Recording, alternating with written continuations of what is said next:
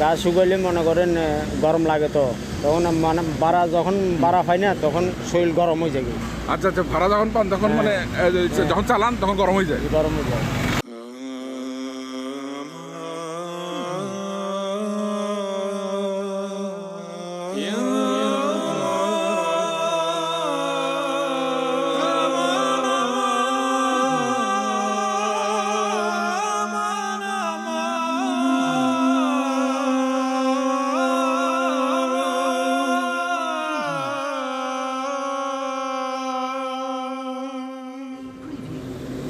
As-Salamu-Alaikum viewers, welcome to my YouTube channel Iqbal blog. অনেকদিন পরে বাইরে হইতে পাইরা আমার খুবই ভালো লাগতেছে। মনে হচ্ছে যেন একটু বিশুদ্ধ বাতাস নিতে পারতেছি। যদিও বাসার আশেপাশে বা বাসার ছাদে উঠলে বিশুদ্ধ বাতাস পাওয়া যায়, কিন্তু বাইরে হওয়ার মজাই আলাদা। আমি এখন দাঁড়িয়ে আছি হলো চট্টগ্রামের বড় বলে। কঠোর লকডাউন প্রায় এক সপ্তাহ হয়ে গেছে, আরও এক সপ্তাহ থাকার কথা, কিন্তু মানুষজনের লকডাউনের প্রতি কোনো আকর্ষণ দেখা যাচ্ছে না। অফিসে একটা গুরুত্বপূর্ণ কাজ ছিল, এই জন্য মূলত বাইরে হয়েছি। খুব ভালো লাগতেছে, কিন্তু হালকা আবার টেনশনও লাগতেছে যে কোনো দিক দিয়ে পুলিশ এসে আবার ধরে ফেলে নাকি, বা জরিমানা দিয়ে দেয় কিনা। প্রায় এক সপ্তাহ পরে আমি মোটরসাইকেল নিয়ে এই কঠোর লকডাউনে বের হলাম। একটা ইমার্জেন্সি কাজের জন্য অফিসে যেতে হচ্ছে। আজ সারাদিন ধরেই বৃষ্টি হচ্ছে, তাই রেনকোট পরে বের হলাম।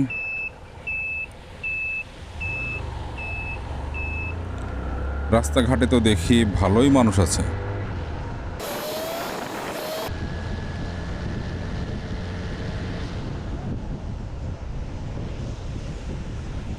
বেশিরভাগই রিক্সা আর প্রাইভেট গাড়ি।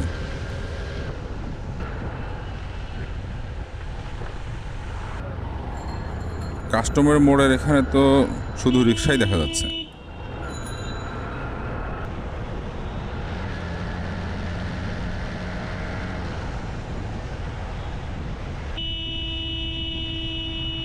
বিশ্ব রোড মোড়েও হালকা রিক্সা। ফকিরহাটে অনেক মানুষ দেখা যাচ্ছে। বন্দরের কারণে এখানে মানুষের সমাগম বেশি হয়।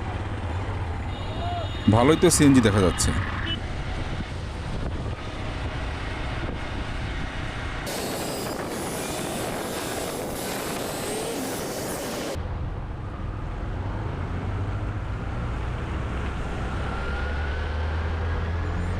আজকের ওয়েদারটা খুব অসাম।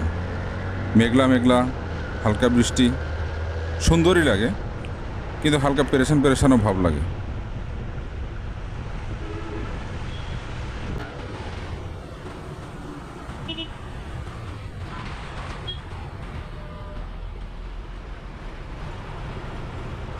আমার অফিসের কাজ শেষ। রাস্তা ভরা বড় বড় কভার ভ্যান। রাস্তার অবস্থা দেখেন, গর্ত আর গর্ত।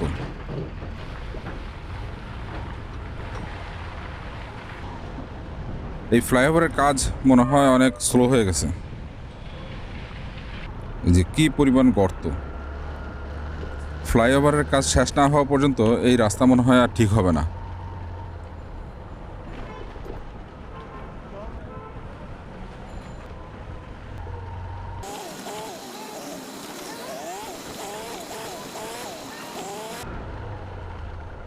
এই যে আগ্রাবাদ,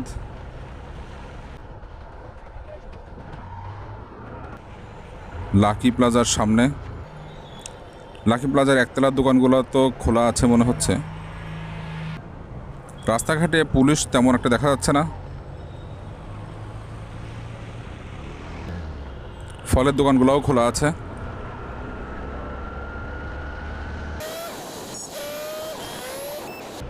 এটা হলো আগ্রাবাদ এক্সেস রোড।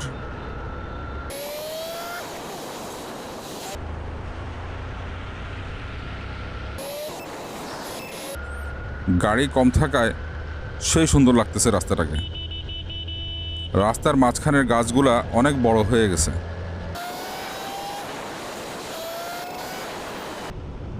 মাশাআল্লাহ, আমার কাছে মনে হয় চট্টগ্রামের ভিতরে সবচেয়ে সুন্দর রাস্তা এটাই, যে আগ্রাবাদ এক্সেস রোড। সেরকম চওড়া, সেরকম পরিষ্কার, মানে সেই সুন্দর লাগে। অথচ এই রোডটাই একসময় সবচেয়ে খারাপ রোড ছিল। এটা সমবায় সিঙ্গাপুর মার্কেট, এখানে সব বন্ধ মনে হচ্ছে।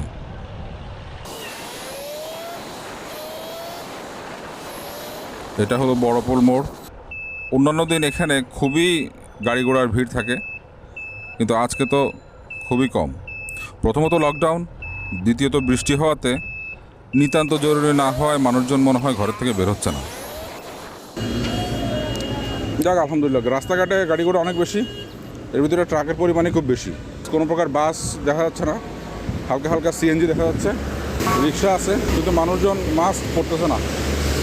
আজ কয়েকদিন ধরে তো কন্টিনিউয়াস শুধু বৃষ্টিই হচ্ছে। আমরা চাই যে করোনার সমস্যা যাতে তাড়াতাড়ি শেষ হয়ে যায়, মানুষজন যাতে নর্মাল লাইফে ফিরে আসতে পারে। কারণ হয়তো বা আমাদের ভিতরে অনেকেরই সামর্থ্য আছে বা লকডাউন দিলে এটা এনজয় করি, লকডাউন দিলে অফিসে যাওয়া লাগতেছে না, কিন্তু বেতন তো ঠিকমতো পেয়ে যাচ্ছি, বা খাওয়া দাওয়ার লাইনে কোনো সমস্যা হচ্ছে না। কিন্তু অনেক মানুষ আছে এরকম, যারা এরকমভাবে দিনে যদি ঘর থেকে বাইর না হয় তাহলে তার পরিবারে খাবার জোটে না। হয়তো বা কারো থেকে ধার কর্জ করে বা চায়া চুয়ে নিতে পারে, কিন্তু ওইরকম বা কয়জন পারে। ভাবতেছি কারো একজন মানুষের সাথে একটু কথা বলবো, কোনো মানুষ তো এরকম পাচ্ছি না। দেখি এই রিক্সাওয়ালা ভাইয়ের সাথে কোনো কথা বলতে পারি কিনা। এই যে ভাই, আসসালামু আলাইকুম। আমার নাম জাবেদ ইকবাল। আমি এই লকডাউনের উপরে হালকা একটু ইনভেস্টিগেশন করতেছি আর কি। আমি সাধারণ মানুষ, চাকরি করি। এই যে লকডাউন দিছে, এই দেওয়া থেকে আপনার কোনো উপকার হয়েছে?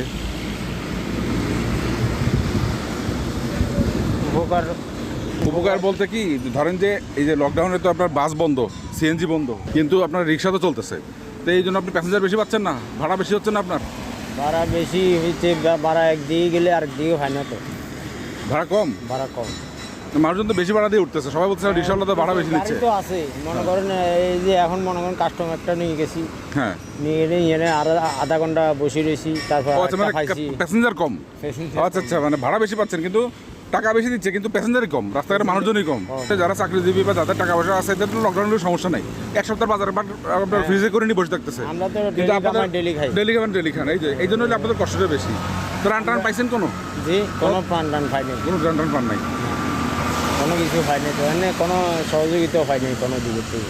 মানে যা কামাই করি 200-500 টাকা যা পাই, ওটা দিয়ে বাজার সংসার চালাই। তো এই যে বৃষ্টির ভিতরে চালাচ্ছেন, এই যে ভিজা লুঙ্গি, এই আপনার হাত যে এরকম হয়ে গেছে, তো এইটা আপনার তো অসুস্থ হয়ে যাবেন। রেনকোট কিনে নেবেন, এটা ঠিক আছে। আজকে চালাইলেন কষ্ট জোর জবরদস্তি করে, পরে অসুস্থ হয়ে গেলেন, পরে যদি আপনি কালকে কেন চালাবেন? গেলে তো 500 টাকা লাগে। তবে একটু কষ্ট করে একটা কিনলেন, একবার কিনি, কারণ একটা কিনলে তো মোটামুটি 1-2 বছর চলে যাবে।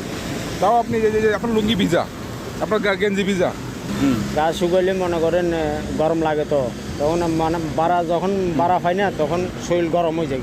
আচ্ছা আচ্ছা, ভাড়া যখন পান তখন মানে যখন চালান তখন গরম হয়ে যায়? গরম হয়ে যায়, তো দাঁড়ায় থাকলে আবার ঠান্ডা লাগে।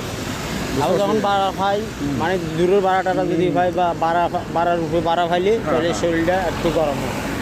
আচ্ছা ঠিক আছে, ভাইয়ের নাম কি? আমার নাম জাবেদ ইকবাল। আপনার নাম? গিয়াসউদ্দিন ভাই, আল্লাহ তাআলা আপনাকে সাহায্য করুক।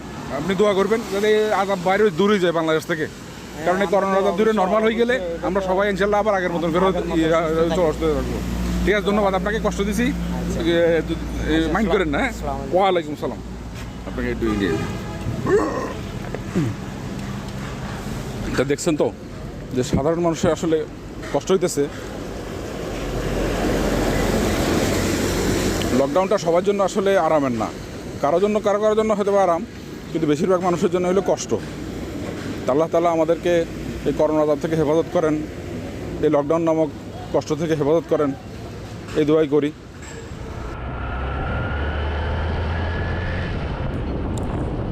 এখন আমি বাসার উদ্দেশ্যে রওনা দিলাম। মনে হচ্ছে খুব জোরে বৃষ্টি আসবে।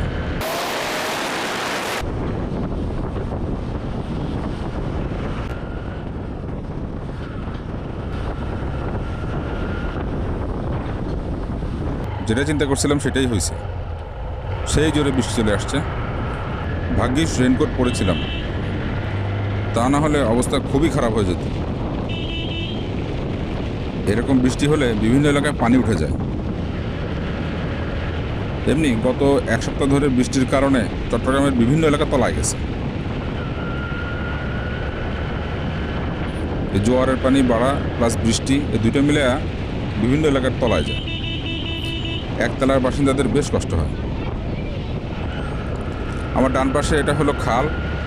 জোয়ার প্লাস বৃষ্টির পানির কারণে খালটা একেবারে ভরপুর হয়ে গেছে।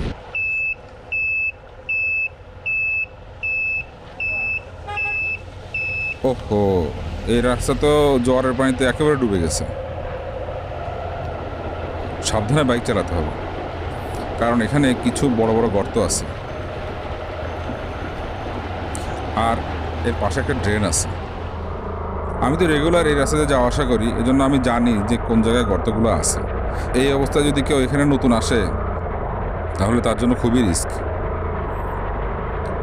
যা হোক, আলহামদুলিল্লাহ ভালোভাবে বাসায় ফিরে আসলাম। ইনশাআল্লাহ দেখা হবে নেক্সট ব্লগে। আসসালামু আলাইকুম।